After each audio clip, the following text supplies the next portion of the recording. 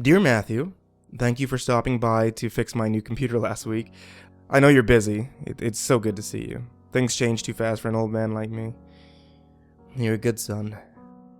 It's white on black, so it's easier to see my old American online email. I hope I'm using it right.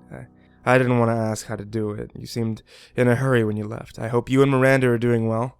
I haven't seen her in a while. I suppose she still has morning sickness, I was so excited when you told me that I was a grandpa. The family's a blessing. When I got the penny saver on Wednesday, I saw an ad for a kaleidoscope walking onions in the free section. Who am I to turn down free?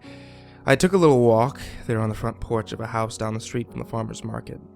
The plants were in a bucket of water, tied with a rubber band. They had long red and yellow and green leaves and small white onions at the end with roots, tendrils sticking out. When I took them home, I could not find anything about kaleidoscope walking onions in my garden book.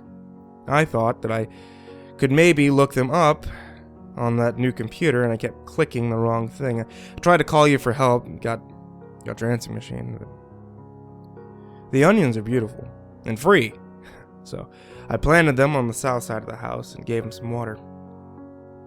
On Thursday, I went outside to water the geraniums, and the walking onion leaves were bent in an arc.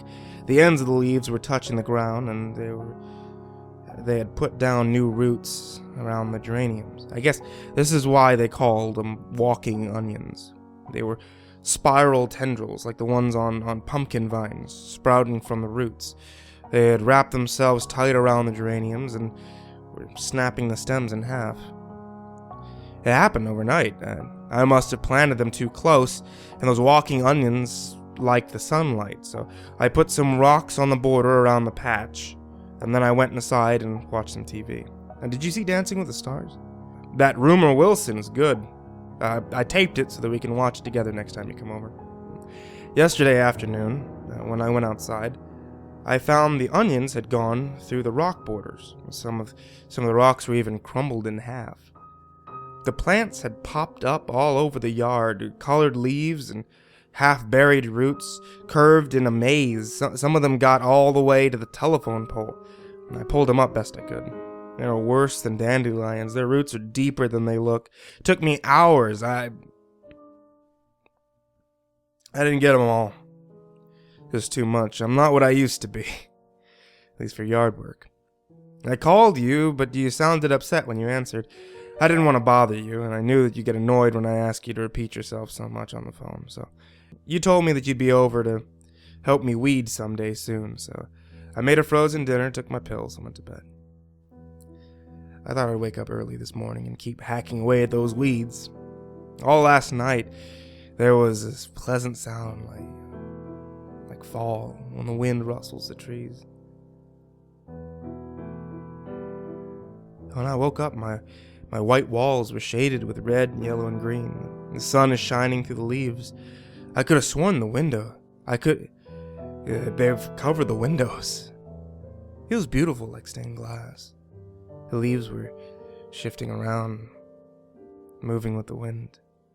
It looked just like a kaleidoscope on the walls.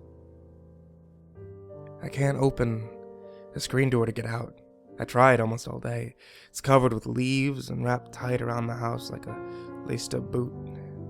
I pushed hard. It even took a knife to him through the screen, but my arm was tired. The leaves are curling up inside the door and around the air conditioner. The vines broke the legs of the hutch in the kitchen.